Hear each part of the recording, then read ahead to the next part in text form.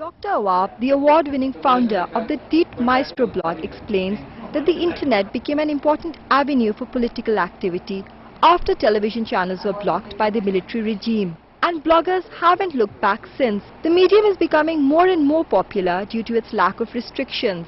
If I were to issue a press statement and I send it to a newspaper agency, they'd look at it, they might cover it, they might not. At least on blogs you had the right to publish what you want, and it came out verbatim as you published it. Of the 1,000 blogs in Pakistan, technology and politics dominate the forums. And that's just the beginning. Some 12 to 18 million people in 1,800 cities have access to the internet, a figure that is rapidly expanding. Industry leaders believe the World Wide Web is playing an increasingly important role in promoting democracy in the country. How else would you be able to have direct contact with your constituents? How else would you be able to know what they're thinking, what their frustrations are? And if they can use that knowledge to provide solutions, it will bring them closer to their constituents. Several political parties are realizing the growing power of the internet, beginning with the MQM, which created its own website in 1994. Since Youth Minister Faisal Sabzwari says the MQM is keen to take advantage of social networking platforms to build its support.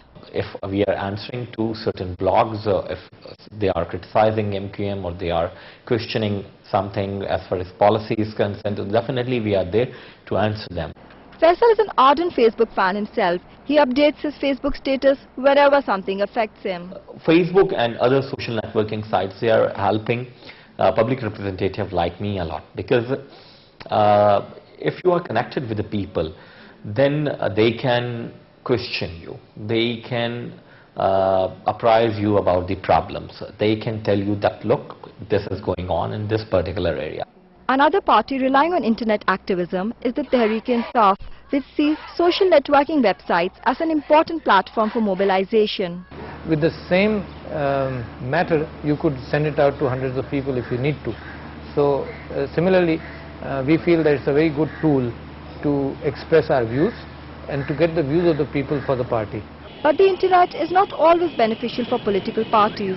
Several controversial videos of politicians have made their way to sites like YouTube, where they can be viewed without discretion. And since personal pictures of politicians have also surfaced online, some feel that there should be measures put in place to deal with such issues. If I invade your privacy, there should be a privacy law, not an internet law, but a privacy law. So privacy legislation is very important, and it doesn't exist right now.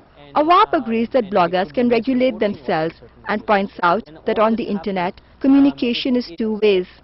The mass public generally helps root out the black sheep from the system. I think that's the concept that we should believe in, not the fact that we should regulate and control every blog. But one thing is for sure, the internet is no longer playing second fiddle to broadcast and print, and is now assuming a life of its own in Pakistani society. The youth, who constitute 60% of the population of Pakistan, are becoming increasingly immersed in online social activism. A new generation of civil society is rising, forging the links between democratic governments and their constituents. And this is just the beginning. Rabia Afaq, Express 24/7, Karachi. Well,